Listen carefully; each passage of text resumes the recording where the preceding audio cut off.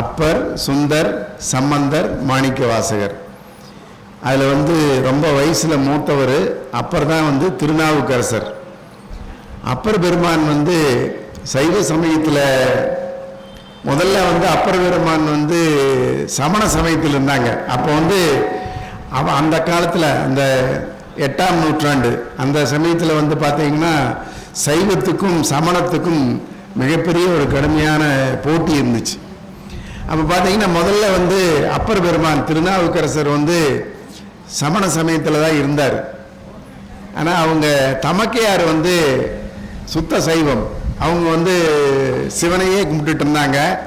இந்த மாதிரி என் தம்பி இப்படி போயிட்டானே, சமண சமயத்தை போய் சேர்ந்துட்டானே, அவனை எப்படியாவது மறுபடியும் திரும்ப சைவ சமயத்துக்கு நீ கொண்டு வரணும் ஈசனை அப்படின்னு சொல்லி தினம் தினம் மலர் வழிபாடு செய்து ஈசனை கும்பிட்டுட்டே இருந்தாங்க அவங்க தமக்கையார். அப்போ ஒரு நாள் திருநாவுக்கரசருக்கு வயிற்று வலி வந்துச்சு. வயிற்று வலி, சூளை நோய். அப்போ அந்த சமண சமயத்தில் இருக்கிற அந்த துறவிகள்லாம் அவங்களுக்கெல்லாம் ஒரு தனியாக ஒரு ஆதரச்சாலை, அங்கே மருந்து வைத்தியம் பண்ணுறதுக்கு ஒரு சாலை வச்சுருப்பாங்க, ஆதரச்சாலை. அந்த சாலையில் போய் என்னென்னமோ வைத்தியம் பண்ணி பார்க்குறாங்க. அந்த சூளை நோய், வயிற்று நோய் குணமாகாது. அப்போ அப்போ தான் அக்காவோட நினைப்பு வரும் திருநாவுக்கரசருக்கு, அப்பர் பெருமானுக்கு. அப்போ அக்கா கிட்ட வருவாங்க. அக்கா தான் சிவன்கிட்ட சொல்லி சிவன் தான் சூளை நோயை கொடுத்ததுன்னு அவருக்கு தெரியாது. ஸோ அக்கா கிட்ட வந்த உடனே அவங்க ஒரு சிவன் மேலே பதிகம் பாடி அந்த திருநீற்று எடுத்து வயிற்றுல எல்லாம் தடவி கொஞ்சம் வாயிலை கொடுத்து அப்புறம் கொஞ்ச நேரத்தில் அந்த வயிற்று வலி குணமாயிரும். ஸோ இதெல்லாம் சிவனுடைய விளையாட்டு. அப்போ அப்புறம் தான் திருநாவுக்கரசு சுவாமிகள் சமண சமயத்திலிருந்து மறுபடியும் சைவத்துக்கு மாறுறாரு. ஆனால் அப்போ இருந்த அந்த பல்லவ ராஜா சமண சமயத்துக்காரன். ஸோ சமண சமயத்தை பரப்பணும்னு நினச்சிட்டு இருக்கிறாள். ஸோ அதில் அப்புறம் ஒரு பெரிய ஞானி இவர் அந்த மதத்தை, அந்த சமண சமயத்தை பரப்புவதற்கு மிகவும் உதவியாக இருப்பார்னு நினச்சார் அந்த ராஜா. ஆனால் இவர் சைவ சமயத்துக்கு போன உடனே அந்த ராஜா இவரை கூப்பிட்டு கேட்பார், இந்த மாதிரி நீ திரும்ப நீ இங்கே சமண சமயத்துக்கு வந்துருங்கன்னு. அவர் முடியாதுன்னு சொல்லிடுவார். அப்போ தான் இவரை தூக்கி சுண்ணாம்பு காலவாயில் போடுங்க அப்படின்னு சொல்லி எரியிற சுண்ணாம்பு காலவாயில் திருநாவுக்கரசர் அப்பர் பெருமானை போட்டு எரிச்சு விட்டுருவாங்க. அப்போ ஒரு நாள் கழித்து பார்த்தா திரும்ப அப்பர் பெருமான் சந்தோஷமாக அதுலேருந்து வெளியில் வருவாங்க. ஸோ அப்போ பாட்டின பாட்டு எப்படி இருந்துச்சு, அந்த காலவாய், அந்த சூடு, நெருப்பு எப்படி இருந்துச்சு அப்படின்னு கேட்டப்போ தான் அப்பர் பெருமான் சொன்னாங்க, அதெல்லாம் இறைவனுடைய செயல். நான் நமச்சிவாயா நமச்சிவாயான்னு சொல்லிகிட்டே இருந்தேன், எனக்கு நெருப்பு சுடலை அப்படின்னு சொல்கிறாங்க. மாசில் வீணையும், அது நெருப்பு அப்படி இருந்துச்சான். மாசில் வீணையும் மாலை மதியமும் வீசு தென்றலும் வீங்கிளவேனிலும் மூசு வண்டரை பொய்கையும் போன்றதே ஈசன் எந்தை இணையடி நிழலே மாசில் வீணையும் மாலை மதியமும். ஸோ அப்படி இருந்துச்சான். இந்த மாதிரி வீசுகிற அந்த காலவாயில் உட்கார்ந்துட்டு இருக்கிற அந்த நெருப்பு அப்பர் பெருமானுக்கு அப்படி ரொம்ப குளிர்ச்சியாக ஏசியில் இருக்கிற மாதிரி இருந்துச்சான். அந்த பாட்டு அப்போ பாடினது மாசில் வீணையும். ஸோ இந்த மாதிரி நமக்கு பார்த்தீங்கன்னா தமிழ் மிகப்பெரிய கொடை. நமக்கு எண்ணற்ற நூல்கள், எண்ணற்ற அரிய செய்திகள் எல்லாமே அப்படியே கொட்டி கிடக்கு. நமக்கு தமிழ் பேசுறதுக்கான ஒருத்தருக்கு ஒருத்தர் இந்த உரையாடுவதற்கான மொழி மட்டும் இல்லை, தமிழ் நம்முடைய செல்வம், நம்முடைய சொத்து. ஸோ அதை இழந்துட்டோம்னா நம்ம எல்லாத்தையும் இழந்துருவோம். ஸோ அதனால் தமிழ் நம்ம குழந்தைகளுக்கு தேவாரம், திருவாசகம், கம்பராமாயணம் எல்லாம் நம்ம குழந்தைகளுக்கு திருக்குறள் இந்த மாதிரி பொக்கிஷமாக இருக்குது. அது கடல் மாதிரி இருக்குது. தமிழ் சாதாரண இல்லை. இந்த மாதிரி இருக்கிற பொக்கிஷத்தை நம்ம அடுத்த தலைமுறைக்கு நம்ம கொண்டு போய் சேர்த்தணும். நம்ம குழந்தைகளுக்கு கார்த்தி மாதிரி இருக்கிற குழந்தைகளுக்கு வந்து நமக்கு தேவாரத்தையும் திருவாசகத்தையும் கம்பராமாயணத்தையும் திருக்குறளையும் கொண்டு போய் சேர்த்துனோம்னா தான் நம்ம தமிழ் வந்து அடுத்த தலைமுறைக்கு போகும். அது நம்முடைய பெற்றோர்களுடைய கடமை.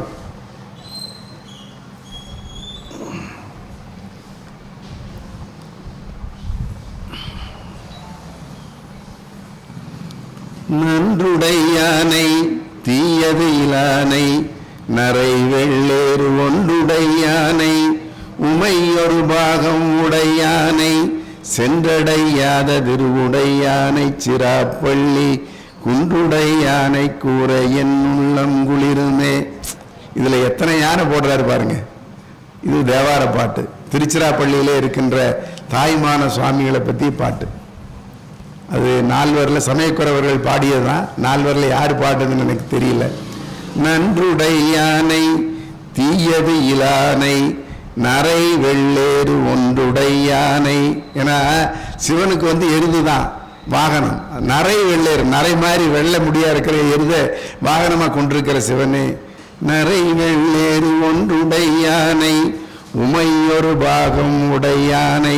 அர்த்தநாரீஸ்வரர் இறைவன் வந்து ஈசன் மகேசன் அர்த்தநாரீஸ்வரராக இருக்கிறார். திருச்செங்கோட்டுக்கு போனீங்கன்னா பார்க்கலாம் அர்த்தநாரீஸ்வரர்.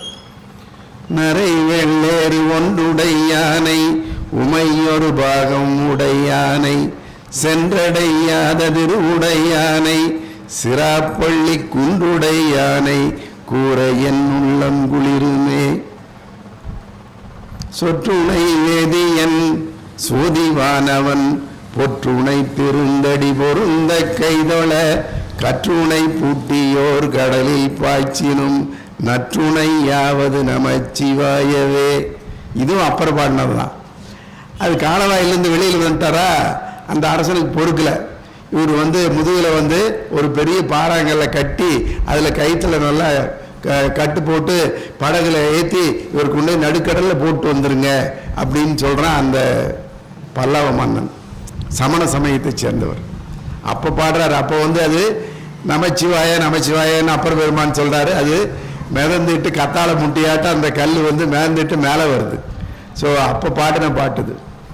சொற்றுணை வேதியன் சோதிவானவன் பொற்றுணை திருந்தடி பொருந்த கைதொழ கற்றுணை பூட்டியோர் கடலில் பாய்ச்சினும் நற்றுணை யாவது நமச்சிவாயவே.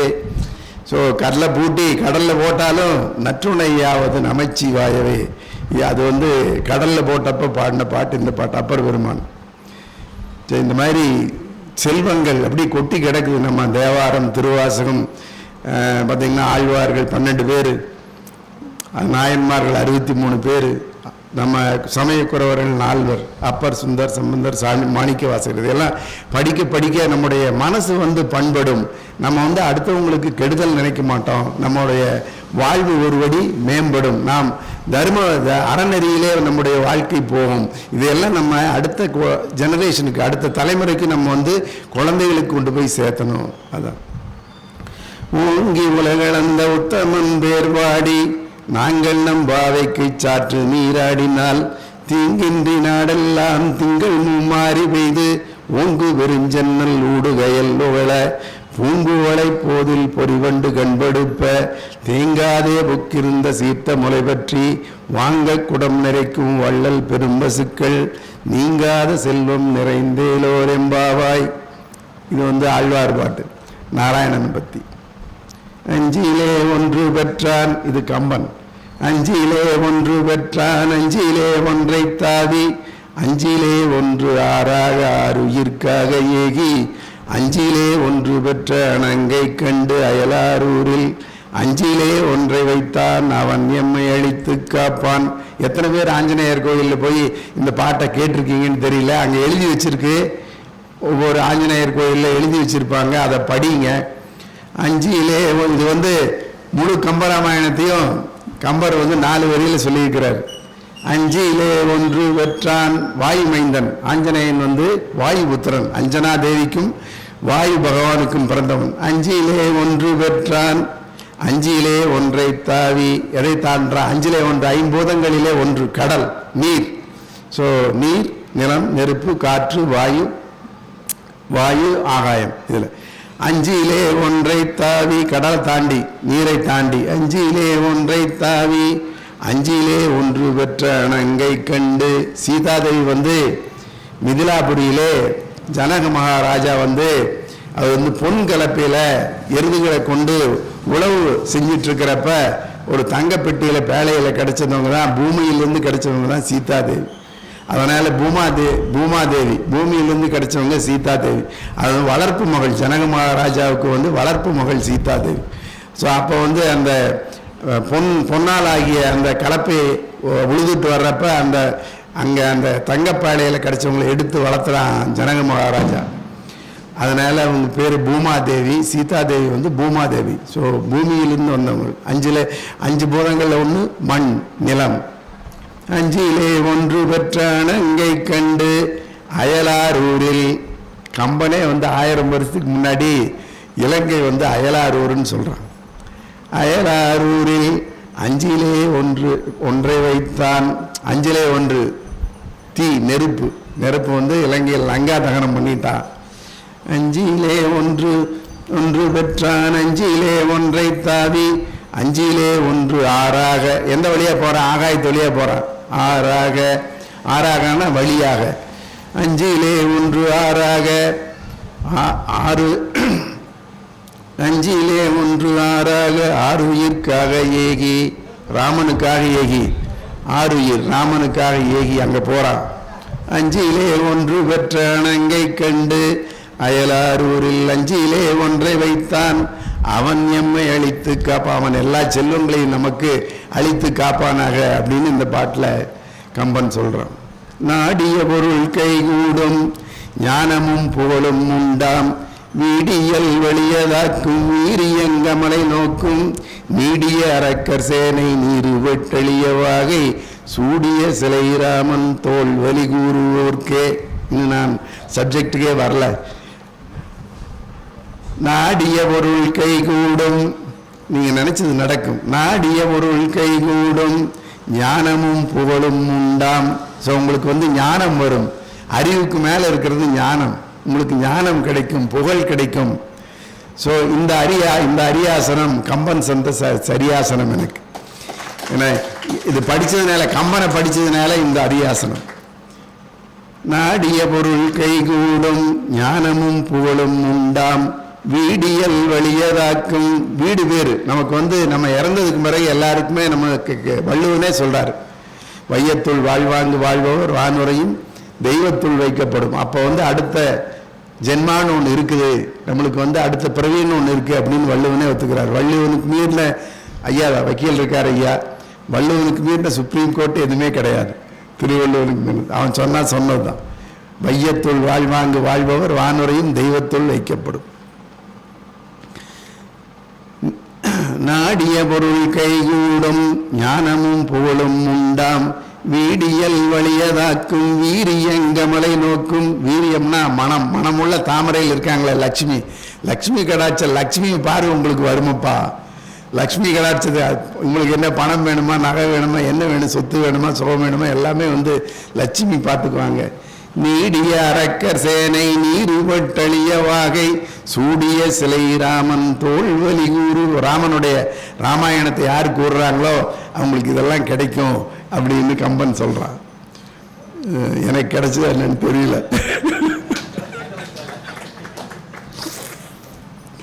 இங்க வந்து பாத்தீங்கன்னா, சரி ராமாயணத்துக்கு போயிடலாம்.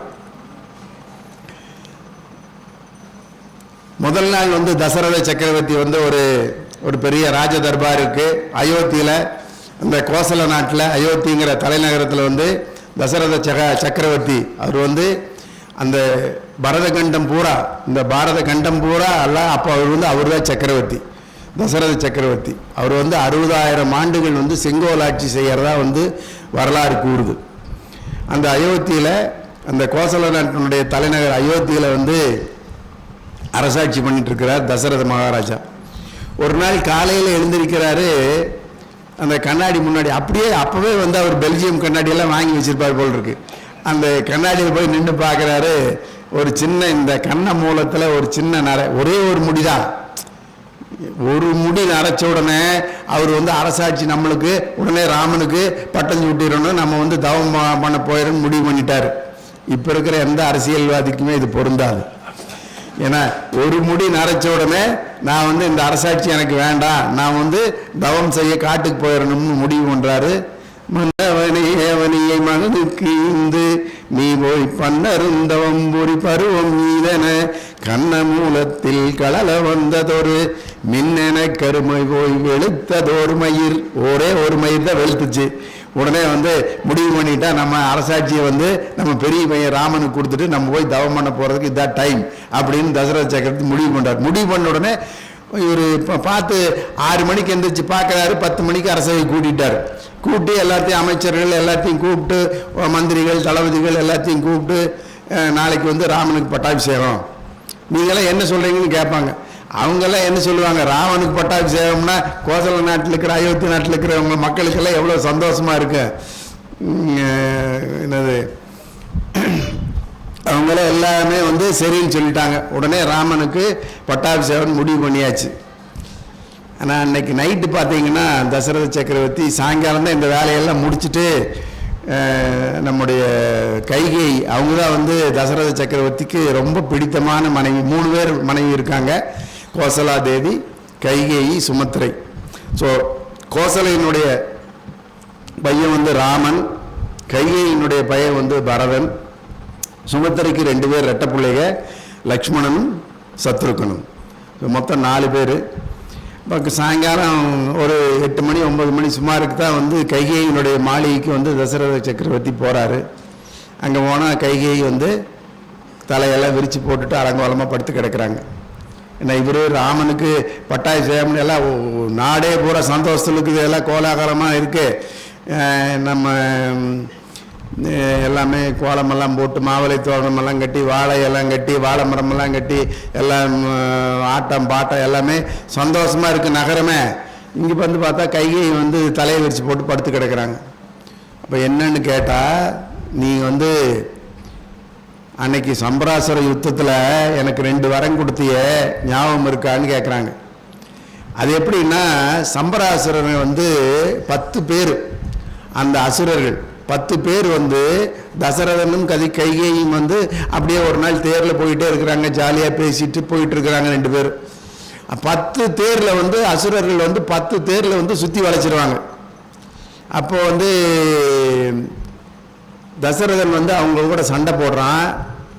அப்போ வந்து அந்த காட்டில் அந்த வனாந்தரத்தில் வந்து இந்த ஜடாயு பறவை வந்து தசரதனுக்கு வந்து உதவி செய்து, அவன் அந்த அசுரர்களை ஒழிப்பதற்கு வந்து ஜடாயுங்கிற பறவை வந்து உதவி செய்து. அப்போ ஒரு கட்டத்தில் வந்து அவங்க கூட வேணா 10 தேரில் வர்றாங்க, இவன் ஒருத்தனா இன்னும் போர் பண்ணுறான். அப்போ வந்து ஒரு கட்டத்தில் வந்து தசரத சக்கரவர்த்தி வந்து மயக்கமாயிறார், மூர்ச்சி அடைஞ்சிடுறார். அப்போ வந்து கைகேயே வந்து அந்த தேரை ஓட்டிட்டு வந்து ஏன்னா அவங்க வந்து அரச குலத்தில் கேகய நாட்டில் கேகயத்தில் இருக்கின்ற கேகயம் இப்போதைக்கு இருக்கின்ற ஆப்கானிஸ்தான்.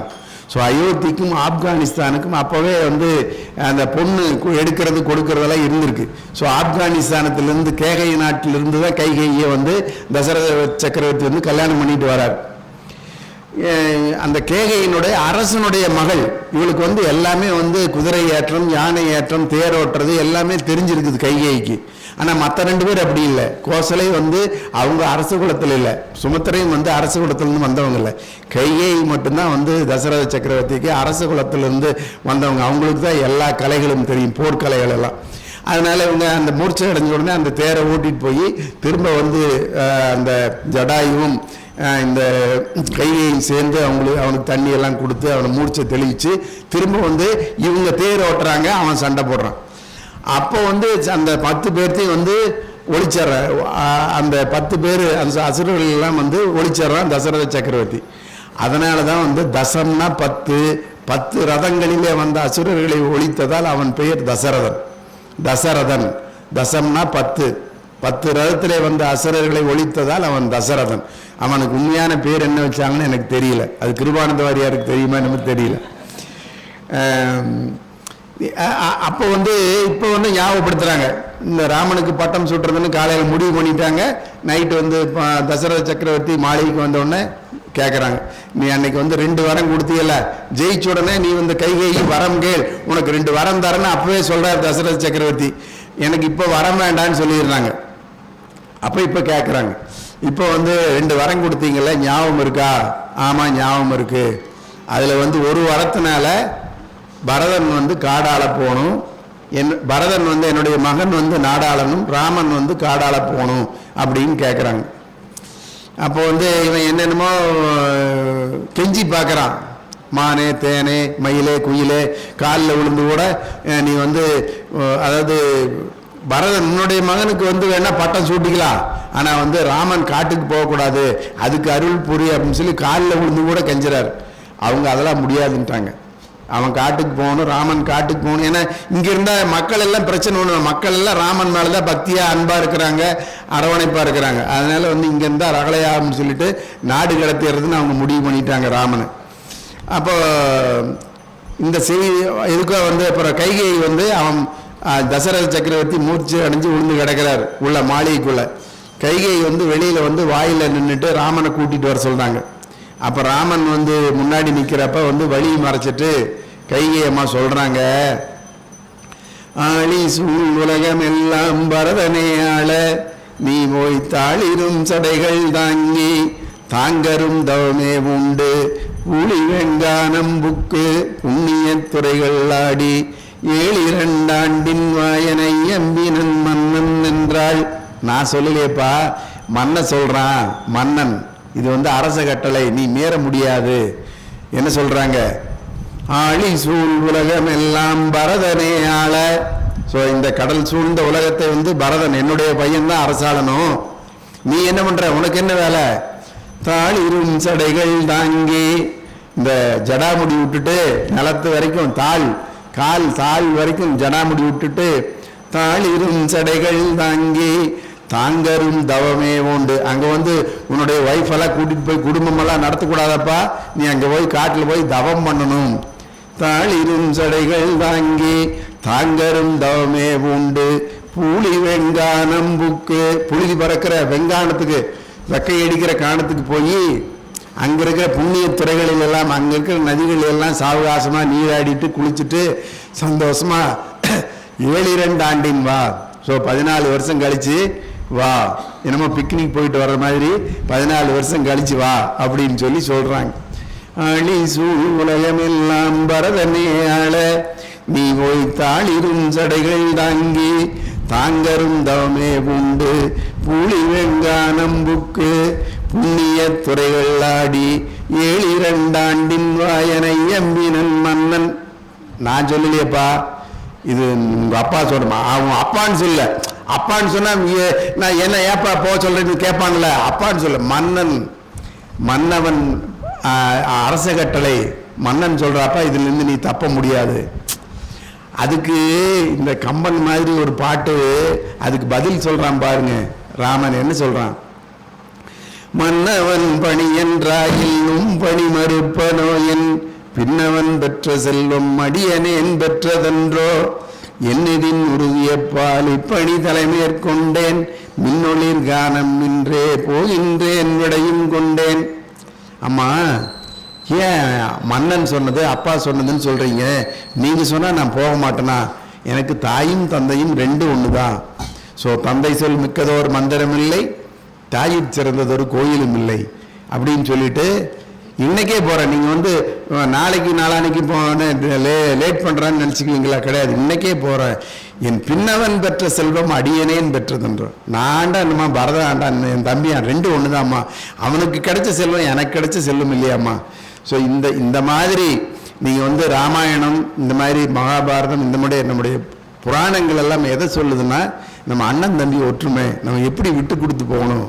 நீங்கள் இப்படி யாராவது சொல்லுவீங்களா, என் பின்னவன் பெற்ற செல்வம் அடியனே, உனக்கு சொத்தே இது கிடையாதுடா, இந்த சக்கரவர்த்தி பட்டம், இது பாரத நாட்டை ஆள்கின்ற ஒரு சக்கரவர்த்தி பட்டம், பிரைம் மினிஸ்டர் போஸ்ட், நீ வேண்டான்னு சொல்லிட்டு காட்டுக்கு துச்சமன் தூக்கி போட்டு போறா. இது வந்து என்னது, எனக்கு வேண்டான்னு சொல்றீங்களா, நான் உடனே காட்டுக்கு போறேன், இது என் தம்பிக்கு சேர வேண்டியதுன்னா அவன் ஆண்டான்னு நான் ஆண்டான்னு அப்படின்னு தூக்கி போட்டு போறான்.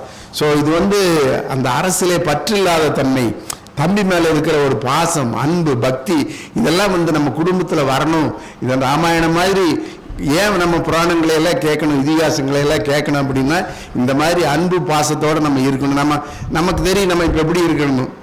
ஒரு அடி சந்துக்கு அதுக்கு 1000 சண்டை.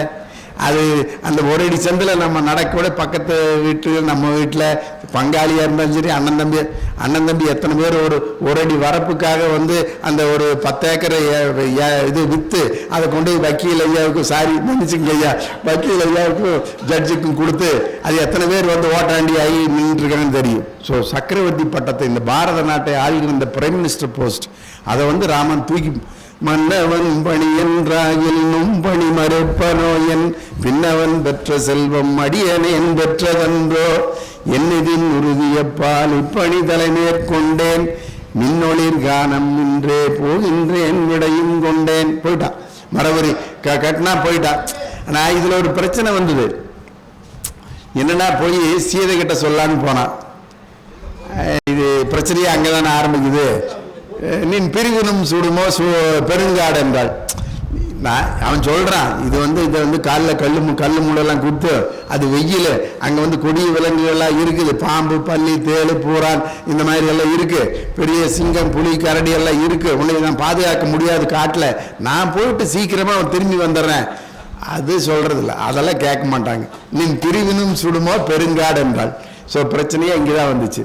சரி, நம்ம சொல்றது யாரு பொம்பளைங்க வீட்டில் யாரும் கேட்க மாட்டாங்க. நீ எங்க இருக்கிறியா, நான் அங்கதான் இருப்பேன். அது உன்னை பிரிஞ்சிருக்கிறத விட அந்த பெருங்காடு சூடுதா, நான் கூட தான் வருவேன் அப்படின்னு ஒத்த காலில் நின்று இல்லை பிரச்சனை பண்ணாங்கன்னு உங்களுக்கு தெரியும். போறேன்னு சொல்லிட்டாங்க. அப்போ வந்து போறாங்க. அங்கே போயிட்டு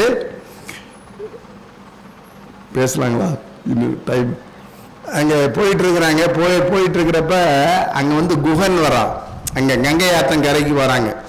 தெற்கு நோக்கி பயணம் பண்ணுறாங்க. அந்த அயோத்திக்கு தெற்கு வந்து பெரிய கங்கை ஆறு, அங்கே தான் ஓடிட்டு இருக்குது கங்கை நதி.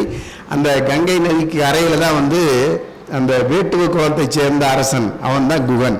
நாவாய்களுக்கெல்லாம் தலைவன். கங்கை கரையுடையான் கணக்கிறந்த நாவாயான் உங்கள் குலத்தனிநாதர் குயிர் துணைவன் உயர்தோளான் வெங்கரியின் ஏரனையான் இப்பிடித்த வேலையினான் கொங்கலரும் நரும்பெண்டார் குகன் என்னும் குறியுடையான்.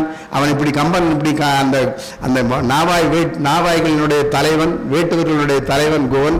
அவனுக்கு வந்து சுமார் ஒரு 50,000 போட்டு வந்து வச்சிருக்கானா அந்த கங்கை கரையில். அவன் தலைவன். அது அந்த அவனை போய் மீட் பண்ணுறான்.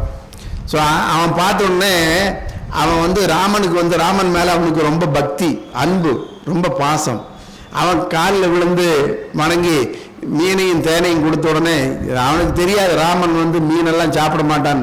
அவன் அன்பு பெருக்கில் வந்து அவன் மீனையும் தேனையும் கொண்டு வந்து கொடுத்தான். சரி நீ சாப்பிட்டதா நினச்சிக்க அப்படின்னு வாங்கி வச்சுட்டார்.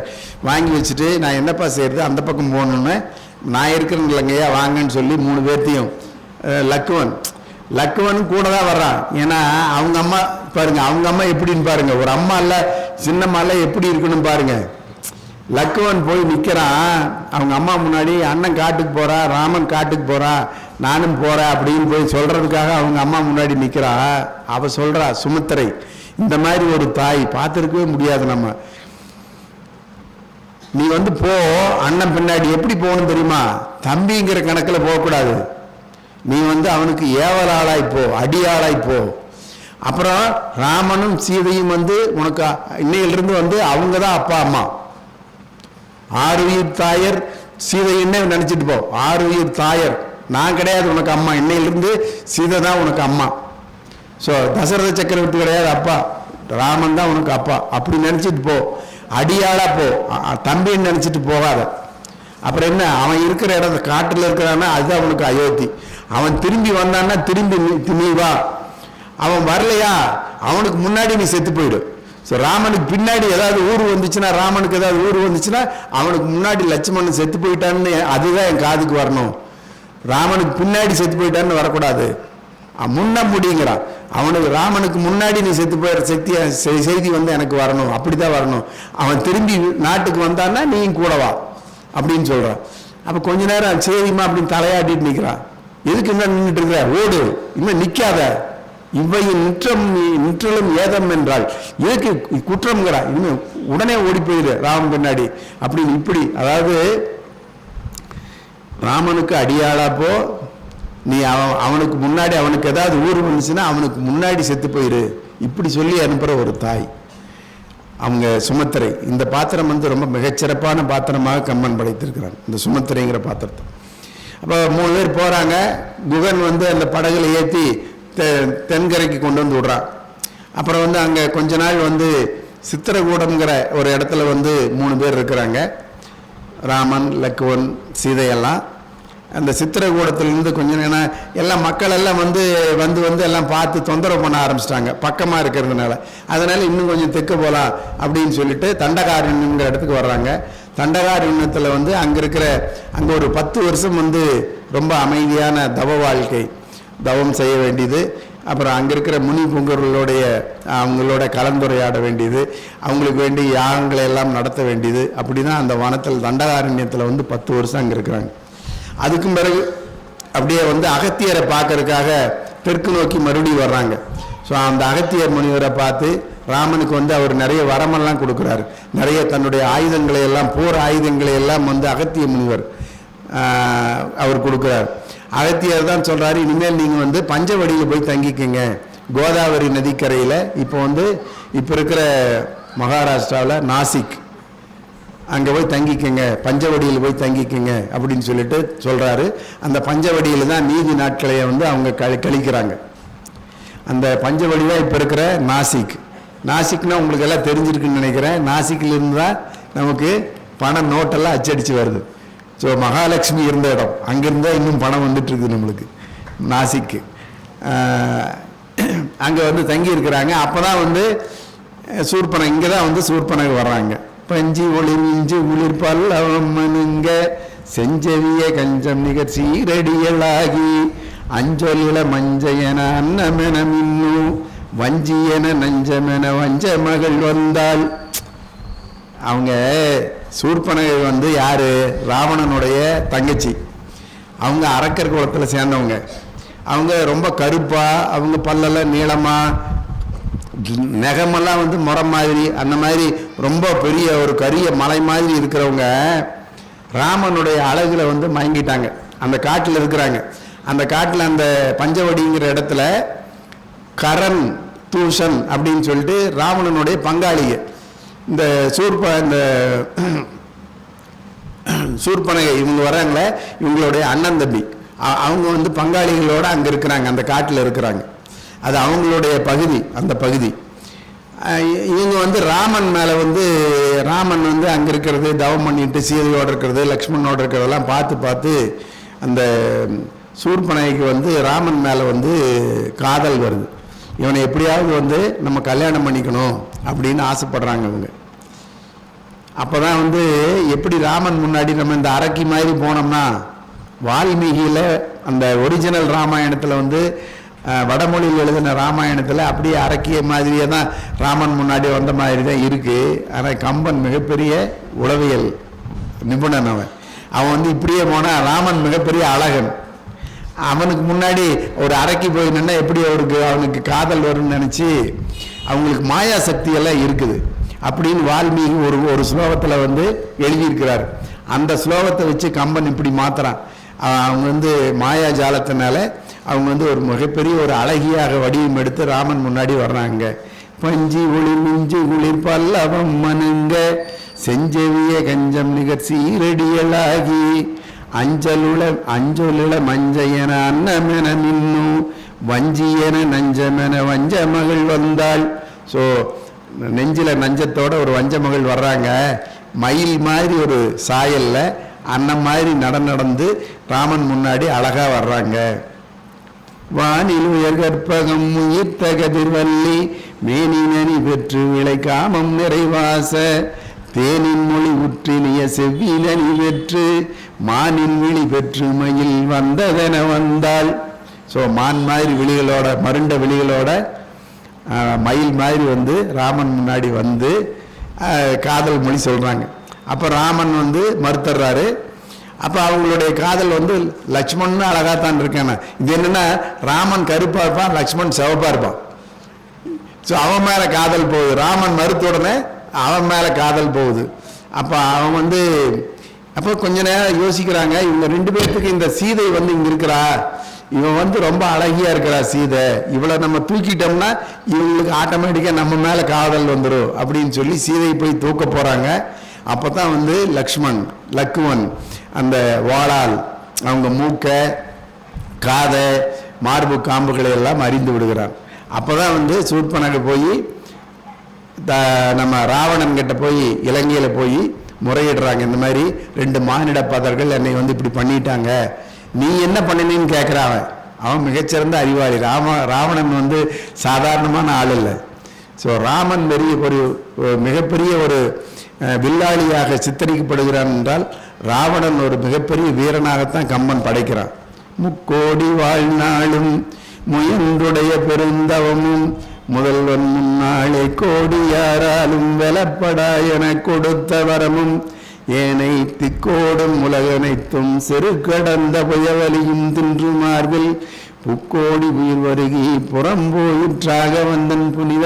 அதாவது நம்ம ராவணன் வந்து அந்த ராமனுடைய அம்பு போய் அவன் மார்பில் பட்டு ராவணன் வந்து கீழே கிடக்கிறான் போர்க்களத்தில். அப்போ வந்து கம்பன் இந்த பாட்டு சொல்கிறான், முக்கோடி வாழ்நாளை பெற்றவன் முக்கோடி வாழ்நாளும் முயன்றுடைய பெருந்தவமும் முதல்வன் முன்னாலே கோடி யாராலும் இந்த உலகத்துல 3 உலகங்களிலும் உன்னை யாராலும் வெல்ல முடியாது அப்படிங்கிற வார்த்தை எல்லாம் வந்து பிரம்மா கிட்டையும் சிவங்கிட்டையும் வாங்கி வச்சிருக்கிறான். சாதாரணமான ஆள் இல்லை. ஆயகலைகள் 64 தெரியும். சாம வேதத்தை அந்த ரிக் யஜுர் சாம அதர்வன வேதங்கள் 4 வேதங்கள் இருக்கு. அதுல சாம வேதத்தை வந்து கரைச்சு குடிச்சவன் ராவணன். அவன் இந்த சாமகானம் பாடுனா வந்து இறைவனே வந்து இறங்கி வந்து உனக்கு என்ன வரம் வேணும்னு கேட்டு கொடுப்பாரான். அந்த மாதிரி நம்ம கார்த்தி இப்போ பாடுனானே அது மாதிரி ஒரு ராகம் சாமகானம் இசைப்பவன் ராவணன். மிகப்பெரிய வந்து வீரன். முக்கோடி வாழ்நாளும் முயன்றுடைய பெருந்தவமும் முதல்வன் முன்னாலே கோடி யாராலும் வெலப்படா என கொடுத்த வரமும் ஏனை திக்கோடும் உலகனைத்தும் செரு கடந்த புயவலியும். அந்த உலகத்தில் வந்து யாராலும் வெல்ல முடியாத செருக்கு, அந்த புய வலிமை, அந்த புஜபல அந்த மாதிரி உடையவன் ராவணன். அப்படி அந்த அவங்கிட்ட போயிட்டு இவங்க சொல்றாங்க, இந்த மாதிரி 2 மானிட பதர்கள்னால இப்படி ஆயிட்டேன், என்ன நீ பண்ணனேன்னு கேட்குறேன், என்ன தப்பு பண்ண இப்படி பண்றதுக்கு. அவங்க அப்படியே நான் வந்து ராமன் மேல காதல் வயப்பட்டேன், காம வயப்பட்டேன், சீதை போய் தூக்குனேன்னு சொல்லல. ரொம்ப அழகான பொண்ணு அங்கே இருக்குந்தா அவங்க கூட, அதுக்கு அவளுக்கு பேர் சீதை. அது அவள் வந்து உனக்காவான்னு தூக்க போனேன், உனக்காவா அப்படின்னு சொல்லிட்டு தூக்க அப்படியே பிளேட்டை டோட்டலாக மாற்றி போடுறாங்க. அவன் வந்து என்னை அறிஞ்சிட்டா அப்படின்னு சொல்லிட்டு ராவணன் நம்புற மாதிரி சொல்கிறாங்க. மயிலுடை சாயலாலை வஞ்சியா முன்னம் நீண்ட எயிலுடை இலங்கை வேந்தன் இதயமாம் சிறையில் வைத்தான். அந்த சீதையை பற்றி அந்த அழகை வர்ணிக்க இந்த இலங்கை வேந்தன் ராவணன் வந்து தன்னுடைய தங்கை சூர்பனகை சீதையினுடைய அழகை வர்ணித்து சொல்ல சீதையை வந்து இதயமாம் சிறையில் வைத்தான். அங்கே கொண்டு வந்து அசோகவனத்தில் வைக்கிறதுக்கு முதல்லயே வந்து ராவணன் தன்னுடைய இதயமாம் சிம்மாசனத்தில் அவங்கள வந்து வச்சுட்டான் அப்படின்னு கம்பன் சொல்கிறான். அப்போதான் வந்து அப்புறம் ராவணன் என்ன பண்ணுறாரு, மாரீசன் கிட்ட போய் சொல்கிறார். மாரீசன் வந்து தாடகையினுடைய மகன். அவர் வந்து முதல்ல சொல்கிறார், இது வந்து நீ மாயமானப்போ அவங்க 2 பேரும் மாயமான துரத்திட்டு வருவாங்க, அப்போ வந்து தனியாக இருப்பாங்க சீதை, நான் தூக்கிட்டு வர போகிறேன் அப்படின்னு சொல்கிறான் ராவணன். அதுக்கு வந்து மாரீசன் முதல்ல ஒத்துக்கலை. இல்லை, ஒரு பெண் பிள்ளை வந்து தனியாக இருக்கிறப்ப நம்ம தூக்கிட்டு வரப்போ நீ வேணா சண்டை போடு, நான் உனக்கு ஹெல்ப் பண்ணுறேன், நானும் உங்க கூட சேர்ந்து சண்டை போடுறேன், 2 பேரும் சண்டை போடலாம், அவங்க கூட ஜெயிச்சதுக்கு பிறகு அந்த பிள்ளையை தூக்கிட்டு வந்துடலாம் அப்படின்னு மாரீசன் சொல்கிறான். அது வந்து அவனுக்கு கேட்கல. அப்போ மாரீசன் நீ வந்து இப்போ உதவி செய்ய போறியா இல்லை நான் உன்னை கொண்டு போடுறேன்னு சொல்கிறான் ராவணன். அப்போ அவன் சொல்லுவான், இவன் அம்பு பட்டு சாகிறதுக்கு அவன் அம்பு பட்டே செத்து போயிடலாம் அப்படின்னு சரின்னு ஒத்துக்கிட்டான். நான் மாயமானா போகிறேன்னு ஒத்துக்கிட்டான். அப்போ மாயமானா வர்றான். அந்த குடிசைக்கு முன்னாடி இவங்க இருக்கிற ராமன் லக்ஷ்மண் சீதை இருக்கிற அந்த குடிசைக்கு முன்னாடி மாயமான் போகுது. அதை வந்து சீதை பார்க்குறாங்க, ரொம்ப மிக அழகான மானா இருக்குது, பொன்மயமான மானா இருக்குது, அதை பிடிச்சி கொடுங்கன்னு சொல்லி ராமன்கிட்ட கேட்குறான். லக்குவன் சொல்கிறா, இது மாயமான் இல்லை அண்ணா, இது வேண்டாம், இது மாரீசன் தான் அப்படி வந்திருக்கான் அப்படின்னு லக்குவன் சொல்கிறான். அது ராமனுக்கு எடுபடல. இல்லை அப்புறம் சொல்கிறா, சரி நான் போய் பிடிச்சிட்டு வர்றேன் அப்படின்னு லக்குவன் சொல்கிறான். அது சீதை என்ன சொல்கிறாங்க, நீயே பற்றி நல்குவாய், நீயே பிடிச்சிட்டு வந்தா தான் எனக்கு நல்லா இருக்கு அப்படின்னு புருஷன்கிட்ட சொல்கிறாங்க. அப்போ என்ன பண்ணுவான், சரின்னு வந்து சரி நான் போகிறேன், நீயே சீதை காவலாயிரு அப்படின்னு சொல்லிட்டு வந்து ராமன் போகிறான். போயிட்டே இருக்குது, அது ஓடிட்டே இருக்குது, அந்த மானு இவனும் ஓடிட்டே இருக்கிறா. ஒரு ஸ்டேஜில் வந்து தளர்ந்து போயிடறான் ராமன் ஓடி. அப்போ என்ன பண்ணுறது, ஒரு அம்பு போடுறான் அது மேலே. அது அவன் சாகிறப்ப கூட பாருங்க, மாரீசன் என்ன சொல்கிறான், ஐயோ சீதா, ஐயோ லக்ஷ்மணா, காப்பாத்துங்க அப்படின்னு ராமனுடைய குரலில் சொல்லிட்டு செத்து போயிடுறான். ஸோ சாகிறப்ப கூட ஒரு சிலருக்கு நல்ல புத்தி வராது, செத்து போயிடுறான். அப்போ வந்து லக்குவன் சொல்கிறான், அப்போ எங்கள் அண்ணனுக்கு ஒன்றும் ஆகாது அண்ணி, நீங்கள் கவலைப்படாதிருங்க, நான் இங்கே இருக்கிறேன் அப்படின்னு தான் அவன் சொல்கிறான். ஆனால் வந்து சீதை கேட்கல. நீ போய் கண்டிப்பாக இப்போ பாரு, நீ போகலைன்னா நான் இந்த தீ மூட்டிட்டு நான் செத்து போயிடுவேன் அப்படின்னு சொல்கிறாங்க சீதை. அதுக்கு பிறகுதான் வந்து லக்குவன் வந்து தேடி போகிறான், 2 பேரும் போயிடுறாங்க, சீதை தனியாக இருக்கிறாங்க. அப்போ வந்து ராவணன் வந்து எப்படி வர்றான், ஒரு சன்னியாசி இடத்துல வர்றான். ஸோ முதல்ல வந்து சன்னியாசி வேடம் போட்டு சீதையை தூக்கிட்டு போனது வந்து ராவணன்.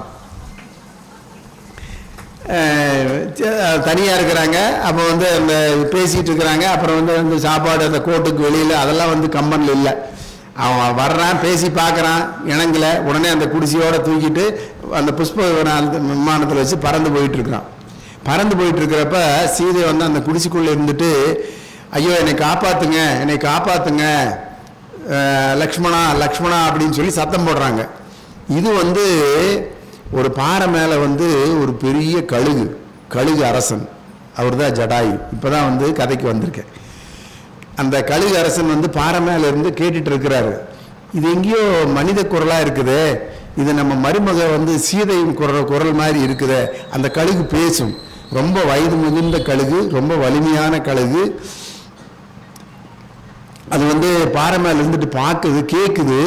உடனே வந்து பறந்து வர்றது பார்த்துட்டா, நீ கவலைப்படாது இரு, நான் பார்த்துக்கிறேன் அப்படின்னு சொல்லிட்டு ராவணன் கூட சண்டை போடுறாரு ஜடாயு. எப்படி வேகமாக பறந்து போகிறாரு, வந்து அவனுடைய விமானத்து மேலே அப்படியே மோதுறாரு. அது ஒரு சமயத்தில் வந்து அந்த ராவணனுடைய கொடி வந்து வீணை கொடி கீழே படித்து தள்ளுறாரு. ஒரு கட்டத்தில் வந்து வேகமாக போய் அடித்து அந்த புஷ்ப விமானத்தையே வந்து கீழே தள்ளிடுறாரு. கீழே தள்ளிட்டு மறுபடியும் வேகமாக போய் பறந்து வந்து தன்னுடைய கூர்மையான அலகுகளால் அந்த நகங்களால் வந்து அவனை கொத்தி மார்பில் இருக்கிற அந்த கவசங்கள், தலையில் இருக்கிற கிரீடம் எல்லாத்தையும் தட்டி விட்டுறாரு. சண்டை போட்டுட்டே இருக்கிறாரு. அப்போ ஒரு கட்டத்தில் வந்து ஒரு ஓங்கி வேகமாக பறந்து வந்து அடித்ததில் அந்த 3 கோடி வாழ்நாளை பெற்றவன், அவ்வளவு பெரிய பல பராக்கிரமுடைய ராவணன் வந்து ஒரு ஸ்டேஜில் வந்து அந்த ஜடாயுங்கிற அந்த பறவை அடித்து கீழே விழுந்தவர். கீழே விழுந்தோடனே தான் அவன் வந்து யோசிக்கிறான், இனிமே வந்து தாமதப்படுத்தினா சரியில்லை அப்படின்னு சொல்லிட்டு அவனுக்கு வந்து சிவன் கொடுத்த வாள் ஒன்று இருக்குது. அது வந்து அதுக்கு பேர் சந்திரகாசம்னு பேர். அந்த வாள் அது வந்து தவம் சிவன் வந்து அவனுக்கு கொடுத்த வாள். அந்த வாளால் வந்து ஜடாயுனுடைய இறகுகளை வெட்டிட்டு அவன் புஷ்ப விமானத்தில் பறந்து போகிறான். அந்த வாள் அவனுக்கு எப்படி கிடைச்சதுன்னா, அதுக்கு ஒரு பாட்டு சொல்கிறான் கம்பன். வாரணம் பொருத மார்பும் வரையினை எடுத்ததோளும் நாரத முனிவர்க்கேற்பனயம்பட உரைத்த நாவும் தாரணி மௌலிவத்தும் சங்கரன் கொடுத்த வாளும் வீரமும் களத்தே ஓட்டு வெறுங்கையே மீண்டு போனான். வாரணம் பொருத மார்பு, அதாவது இவனுக்கு வந்து எதிரிகளே யாரும் இல்லை, சண்டை போடுறதுக்கு ஒருத்தர் இல்லைன்னா திக்கஜங்கல் இருக்குமா, 8 திக்குக்கு வந்து 8 யானை நின்றுட்டு இருக்குமா, அது வந்து திக்கஜங்கல்னு சொல்கிறோம். திக்கிலே இருக்கின்ற யானைகள், அந்த யானைகளுக்கு வந்து தந்தங்கள் நீளமாக இருக்குமா. அந்த தந்தத்தில் போய் நெஞ்சில் முட்டி அந்த தந்தங்கள் வந்து பின்வழியாக வந்துடுமா ராவணனுக்கு. அது விழுப்பும். அந்த தந்தத்தை அப்படியே முடிச்சிருவானா, அது இன்னும் நெஞ்சிலேயே இருக்குமா. அந்த மாதிரி சண்டை. வாரணம்னா வந்து யானை. வாரணம் பொருத மார்பும் வரையினை எடுத்ததோளும். ஒரு கட்டத்தில் ராவணன் வந்து வந்துட்டு இருக்கான். நடுவில் ஒரு மலை இருக்கு. மலை என்னடா நடுவில் நிற்குது அப்படின்னு சொல்லிட்டு இந்த மலையை தூக்கி அந்த பக்கம் போட்டுடலாம் அப்படின்னு சொல்லி மலையை கையில் தூக்குறான். அது எந்த மலைன்னா ஈசன் இருக்கிற கைலாய மலை. அப்போ பார்வதி தேவி பக்கத்தில் இருக்கிறாங்க, ஈசனை கட்டி பிடிச்சிக்கிறாங்க. என்னங்க மலையே நடுங்குது, நீங்கள் கம்முன்னு உட்கார்ந்துட்டு இருக்கிறீங்கிறாங்க. அப்போ வந்து ஈசன் வந்து அந்த தன்னுடைய கட்டை விரலால் அந்த அந்த கைலாய மலையை வந்து ஒரு அழுத்துறார். அப்போ அந்த ராவணன் தூக்கி இருக்கிற கை வந்து அந்த பாறை கீழே சிக்கிக்கும்.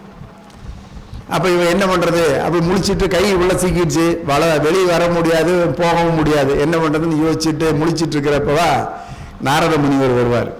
நாரத முனிவர் வந்து என்ன ராவணா இங்கே என்ன பண்ணிட்டு இருக்கிறீன்னு கேட்பார்.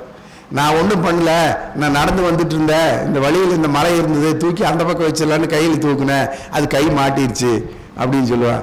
ஏண்டா போய் இந்த மலைவா தூக்குவாங்க, இது ஈசன் இருக்கு, நீ வந்து முக்காலம் வழிவிட்டு இருக்கிறிய ஈசன் மகேஸ்வரன், அவன் இருக்கிற மலை கைலாய மலை, இதை போய் தூக்குறிய அப்படின்னு சொல்லிட்டு சரி இப்போ என்ன பண்ணுறதுன்னு கேட்பான். அப்போ வந்து உனக்கு தான் வந்து வேதங்களிலே சாமகானம் உனக்கு நல்லா தெரியுமே, நீ பாடு, அந்த பாட்டை கேட்டால் இறைவன் வந்து இறங்கி வந்து உனக்கு வரம் கொடுப்பாரு அப்படின்னு சொல்லார் நாரத முனிவர். அப்போதான் வந்து சாமகானம் பாடுறான் ராவணன். சாமகானம் பாடினோடனே இறைவன் இறங்கி வந்து அவனுக்கு வந்து இந்த கையெல்லாம் விடுவிச்சு இந்த சந்திரகாசங்கிற வாள் வந்து உனக்கு எப்போ ரொம்ப கஷ்டமா இருக்குதோ அப்போ நீ உபயோகப்படுத்தணும்னு இந்த வாளை கொடுத்தார். வாரணம் பொருத மார்பும் வரையினை, வரைனா மலை, வரையாடுன்னு சொல்ற மலையாடு, வரையினை எடுத்த தோளும் நாரத முனிவர் கேற்ப நயம்பட உரைத்த நாவும் தாரணி மௌலிவத்தும் சங்கரன் கொடுத்த வாளும். அந்த வாள் வந்து சங்கரன் கொடுத்தது. அந்த கைலாய மலையிலிருந்து இறங்கி வந்து சாமகானத்தை கேட்டு சங்கரன் கொடுத்தது சந்திரகாசங்கிற வாள். அந்த வாளில் தான் வந்து ஜடாயை வெட்டிட்டு சீதையை தூக்கிட்டு போய் அசோகவனத்தில் வந்து சிறை வைக்கிறான் ராவணன். இந்த ஜடாய் வந்து குற்றுயிரும் கொலை உயிருமா வந்து ரத்த வெள்ளத்தில் கிடக்கிறாரு. அப்போ சீதையை தேடிட்டு இவங்க 2 பேரும் ராமன் லக்ஷ்மணன் ஓடி வர்றாங்க. வந்து பார்த்தா குடிசையே இருக்காது. அப்போ அப்படியே தெற்கு நோக்கி பார்த்தா ஒரு நம்ம கம்பன் வந்து சொல்கிறான், அந்த ஃப்ளைட் டேக் ஆஃப் பண்ணும்ல அதெல்லாம் சொல்கிறான், அந்த தடத்தை பிடிச்சிட்டே வர்றாங்க. அப்படி அதெல்லாம் வருது பாட்டில். அந்த ஃப்ளைட்டு வந்து கொஞ்சம் தூரம் போய் மேலே போயிருக்கு, டேக் ஆஃப் பண்ணியிருக்கு அப்படின்னு அந்த பாதையிலே வர்றாங்க. வந்து பார்த்தா அப்புறம் கொஞ்சம் தூரம் அப்படியே தெற்க வந்துகிட்டே இருக்காங்க. வந்து பார்த்தாங்கன்னா அந்த ராவணனுடைய வீணை கொடி கிடக்குது, தலை கிரீடங்கள் எல்லாம் கீழே கிடக்குது, மார்பு கவசங்கள் எல்லாம். அப்போ ராமன் சொல்றா, நிறைய பேர் சண்டை போட்டு தூக்கிட்டு போயிருப்பாருமாங்க போல் இருக்கு, சீதை என்னான்னு தெரியலையா, இவ்வளவு பேர் சேர்ந்து அவளை தூக்கி கஷ்டப்படுத்திருப்பாங்க போல இருக்கு அப்படின்னு ராமன் நினைக்கிறான். புத்தி கலங்கி போச்சு அவனுக்கு. சீதை காணம்னு உடனே புத்தி கலங்கி போச்சு. ஆனால் லக்ஷ்மணன் சொல்றா, இல்லைன்னா இது வந்து ஒருத்தனுடையது தான், 10 தலை இருக்கிற ராவணன், 10 இந்த கிரீடம் இருக்குது, 10 மார்பு கவசங்கள் இருக்குது, இதெல்லாம் வீணைக்கொடி வந்து ராவணன் அவன் தான் தூக்கிட்டு போயிருக்கிறான், கலங்காதேன்னு சொல்லி ராமனுக்கு வந்து அவனுக்கெல்லாம் ஒரு ஆசுவாசப்படுத்தி அவனை கூட்டிகிட்டு வர்ற வழியை பார்த்தா ஜடாய் வந்து குற்றுயிரும் குறையுமா எதுக்கு கிடக்கிறாரு, இந்த ராவணன் தூக்கி போயிட்டா அப்படிங்கிற செய்தி வந்து இவங்களுக்கு எப்படி சொல்லிட்டு செத்து போயிடணுங்கிறதுக்காக அந்த ஜடாய் வந்து உயிரை வச்சிட்டு இருக்கிறார்.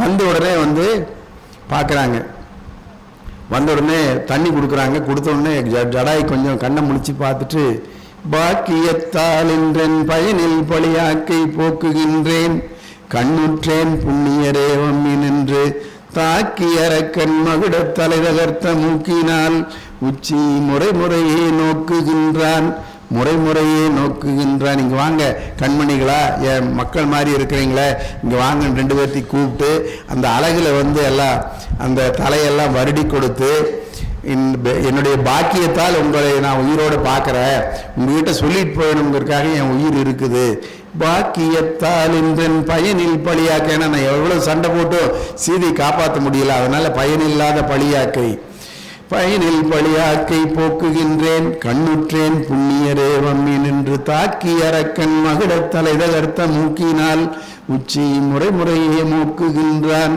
முறைமுறையே மூக்குகின்றான். அப்படி வந்து அந்த உச்சிமு வந்து இவங்களுக்கு சொல்கிறாரு, இந்த மாதிரி ராவணன் வந்து தூக்கிட்டு போயிட்டான் சீதையை. நான் என்னால் முடிஞ்ச அளவு வந்து சண்டை போட்டு பார்த்தேன், எனக்கு வயசாகிடுச்சு, இவ்வளோதான் என்னால் முடிஞ்சது, உங்ககிட்ட சொல்லணும்னா வந்து உயிரோடு இருந்தேன். ஆமாம். அப்போ ராமனுக்கு வந்து ரொம்ப கோபம் வந்துடுது. கோபம் வந்து இந்த உலகத்தையே 14 உலகங்களையும் 7 14 உலகங்களையும் என்னுடைய அம்புனால் வந்து நான் அழிக்க போகிறேன்.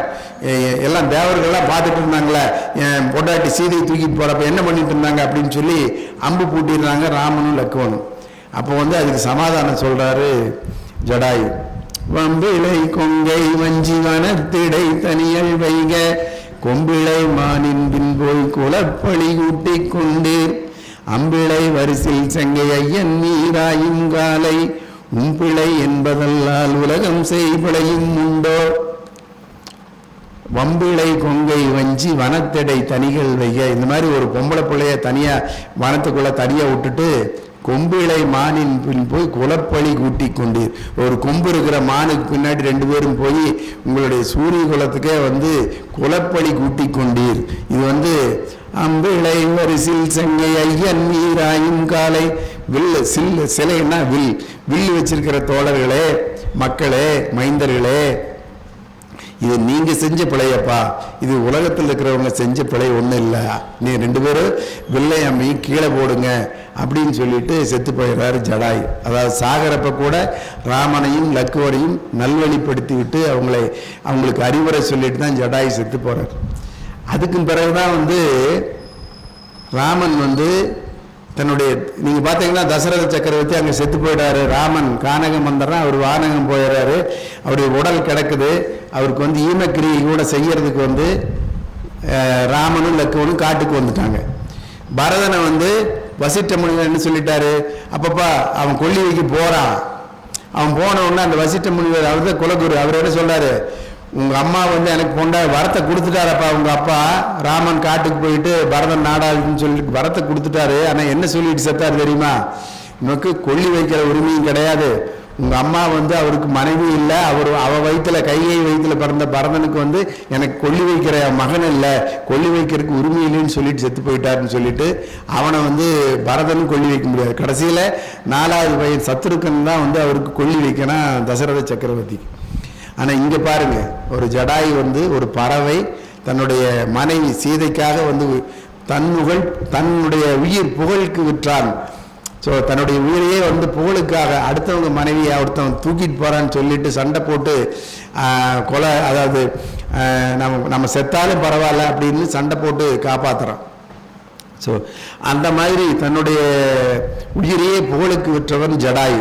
ஸோ அந்த ஜடாயுக்கு வந்து ராமன் கையினால் வந்து ஈமக்கிரியெல்லாம் செய்கிறான். அந்த ஒரு பெரிய மணல் மேடை அமைச்சு அவன் கையிலேயே போய் அந்த வெட்டுப்பட்ட இறக்கை அந்த உடல் எல்லாம் எடுத்துக்கொண்டு அந்த மணல் மேட்டில் வச்சு அதுக்கு வந்து பக்கத்தில் அகில் கட்டை சந்தன கட்டையெல்லாம் வச்சு அதுக்கு வந்து சந்தனமெல்லாம் போட்டு மலரெல்லாம் தூவி தலைப்பக்கமாக நின்று அந்த குடமெல்லாம் சுற்றி வந்து மந்திரங்களை எல்லாம், ராமனுக்கு தெரியாத வேத மந்திரமே இல்லை, எல்லாம் வசிட்ட முனிவன் குருகுலத்தில் சொல்லி கொடுத்தது எல்லாம் வேத மந்திரங்களை எல்லாம் சொல்லி அவனுடைய உடலுக்கு வந்து ஈமக்கிரியை செய்தான் ராமன். ஏந்தினன் இருகை தன்னில் ஏற்றினன் ஈமம் தன்னில், ஈமம்னா ஈம மேடைன்னா அந்த தகனம் செய்கிற மேடை. ஏற்றினன் ஈமம் தன்மேல் சாந்தொடு மலரும் நீரும் சொரிந்தனன் தலையின் சாரல் காந்த எரி கஜல மூட்டி, கஜலம்னா தீ, காந்த எரி கஜல மூட்டி கடன்முறை தவறா வண்ணம் நேர்ந்தனன். அதாவது அவனுக்கு செய்ய வேண்டிய மந்திரங்களை எல்லாம் சொல்லி என்னென்ன கடன் ஒரு மகன் வந்து தந்தைக்கு என்னென்ன ஈமக்கிரியைகள் செய்வானோ அந்த கடனை எல்லாம் வந்து முறைப்படி செய்தான் ராமன். இதுல இருந்து என்ன தெரியுதுன்னா, ஒரு பறவைக்கு கிடைக்கின்ற அந்த ஒரு ஈமக்கிரியை அது வந்து தசரத சக்கரவர்த்திக்கு கிடைக்கல.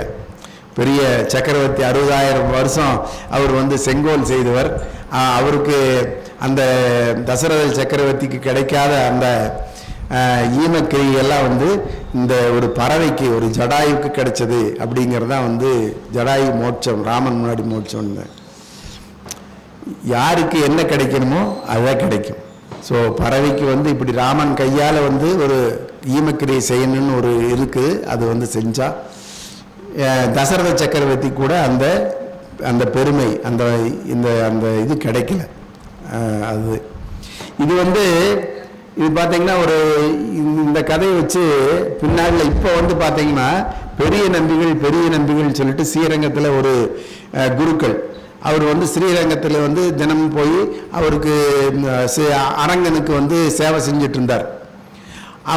அவருக்கு ஒரு பொண்ணு இருந்தால் அந்த பொண்ணு பேர் அத்துளாய். அவங்க 2 பேருமே மாலையெல்லாம் தொடுக்கிறது, துளசி மாலை இவர் கொண்டு போய் அரங்கனுக்கு சாத்திட்டு அரங்கனுக்கு சேவை பண்ணிகிட்டே இருந்தார். இவருக்கு இவர் பள்ளிக்கூடத்தில் படிக்கிறப்ப ஒரு தாழ்ந்த குலத்தை சேர்ந்த ஒரு பேர் மாரநேரி சாமிகள். அவரும் சாமியாராக இருந்தார். அவர் தாழ்ந்த குலத்தை சேர்ந்தவர். ஸ்ரீரங்கத்துக்கு பக்கத்தில் மாரநேரின்னு ஒரு ஊர்க்காரர், அவர் பேரே மாரநேரி சாமிகள். இவர் 2 பேரும் பாலியல் நண்பர்கள், 2 பேரும் ரொம்ப இணைபிரியாத நண்பர்களாக இருந்தாங்க. ஒரு கட்டத்தில் அவருக்கு அப்பா அம்மா இல்லை. மாரநேரி சாமிகளுக்கு அப்பா அம்மா இல்லை. ஒரு கட்டத்தில் அவர் நோய்வாய்ப்பட்டு இந்த பிளவை நோய், முதுகிலெல்லாம் புண்ணு வந்துடுது, ஆற மாட்டேங்குது. அது போய் இவர் தினமும் போய் தன்னுடைய நண்பனுக்கு மாரநேரி சுவாமிகள் பெரிய நம்பிகள் இவர் பிராமண குலத்தை சேர்ந்தவர். தினமும் போய் அவருக்கெல்லாம் மருந்தெல்லாம் கட்டி மருந்தெல்லாம் சிசுகிழமை அவர் குளிக்க வச்சு எல்லாம் பண்ணிட்டு வந்துட்டு இருந்தார். இதை பார்த்துட்டு அப்போ ஒரு கட்டத்தில் அவர் இறந்து போயிட்டார். இறந்து போனோடனே பெரிய நம்பிகளை அவருக்கு ஈமக்கிரியை செய்கிறார். பிராமண குலத்தை சேர்ந்தவர் ஒரு தாழ்த்தப்பட்ட குலத்தை சேர்ந்த மாரநேரி சுவாமிகளுக்கு ஈமக்கிரியை செய்கிறார். இது தெரிஞ்ச உடனே அந்த ஸ்ரீரங்கத்தில் இருக்கிற அக்ரஹாரத்தில் இருக்கிற அந்தணர்கள் எல்லாம் இவர் அக்ரஹாரத்திலேருந்து ஒதுக்கி வச்சிடறாங்க, பெரிய நம்பிகளை ஒதுக்கி வச்சிடறாங்க. அப்போ இந்த திருவரங்கன் உலான்னு சொல்லிட்டு சாமி சப்பரத்தில் எடுத்துகிட்டு வருவாங்களே, நம்ம வீட்டு முன்னாடி நின்று ஒவ்வொரு வீட்டு முன்னாடி நின்று நம்ம தேங்காய் பழமெல்லாம் உடச்சி சாமிக்கு எல்லாம் பூவெல்லாம் கொடுத்து சாமி கும்பிடுவோம்ல, அந்த மாதிரி திருவரங்கன் உலா வீதி வழியாக வந்துட்டுருக்கிறார். அப்போ பெரிய நம்பிகள் வீட்டு முன்னாடி வருது. அந்த அத்துளாயங்கிற ஒரு பொண்ணு போய் அந்த ஸ்ரீரங்கனை பார்த்து கேட்குறாங்க, எல்லாரும் அக்ரஹாரத்தில் இருக்கிற அந்தணர்கள் கூட எங்களை ஒதுக்கி வச்சுட்டாங்க, என்ன சொல்லிட்டாங்க, இவங்க வீட்டுக்கு முன்னாடி அரங்கனுடைய தேர் நிற்கக்கூடாதுன்னு சொல்லிட்டாங்க. அவங்க போய் கேட்டாங்க, அவங்க வீட்டுக்கு முன்னாடி வர்றப்ப நீயும் எங்களுக்கு விளக்கோ ரங்கா, நீயும் எங்களுக்கு விளக்கோ, அவங்கெல்லாம் ஒதுக்கி வச்சுட்டாங்க, நீயும் எங்களை ஒதுக்கி வச்சுட்டியா அப்படின்னு கேட்குறாங்க. அவங்க கேட்ட உடனே அந்த தேர் அச்சு முடிஞ்சு 5 நிமிஷம் நிற்க வேண்டிய தேர் 3 நாள் நின்றுது. அப்புறம் தான் அந்த அக்கரையாரத்தில் இருக்கிற அந்தணர்களுக்கெல்லாம் தெரிஞ்சது ரங்கன் பெரிய நம்பிகள் பக்கத்தில் இருக்காரு அப்படின்னு. அப்போ மன்னிச்சுக்கங்க, நாங்கள் செஞ்சது தப்பு அப்படின்னு எல்லா அந்தணர்களும் போய் சொல்கிறப்ப அவர் கேட்குறாரு, சாட்சாத் ஒரு பறவை நம்மளை விட பெரியதா சிறியதா? அது சிறியது. நம்ம ராமன் பரந்தாமன் பெருமாள் நம்மளை விட சிறியவரா பெரியவரா? பெரியவர். ராமாயணத்தில் ராமனே இந்த ஜடாயுவுக்கு ஒரு பறவைக்கு ஈமக்கிரியை செய்யாருன்னா நான் ஏன் என்னுடைய சக மனிதனுக்கு ஈமக்கிரியை செய்யக்கூடாது அப்படின்னு பெரிய நம்பிகள் கேட்டாங்க. ஸோ ஜாதி பேதம் மேல் கீழ் எல்லாம் ஒன்றும் இல்லை. ஸோ ஔவையார் சொல்றாரு, இட்டார் பெரியோர் இடாதார் எலிகுலத்தோர். நம்மகிட்ட யாராவது தானம் செய்யறது கேட்டு வந்தாங்கன்னா, இல்லைன்னு வந்தாங்கன்னா நம்ம கொடுத்தோம்னா நாங்கள் பெரியவங்க, மேல் ஜாதி. நம்ம கொடுக்குறவங்க மேல் ஜாதி, இல்லைன்னு சொன்னோம்னா கீழ் ஜாதி. இதுதான் ஔவையார் சொல்றாங்க. நன்றி, வணக்கம்.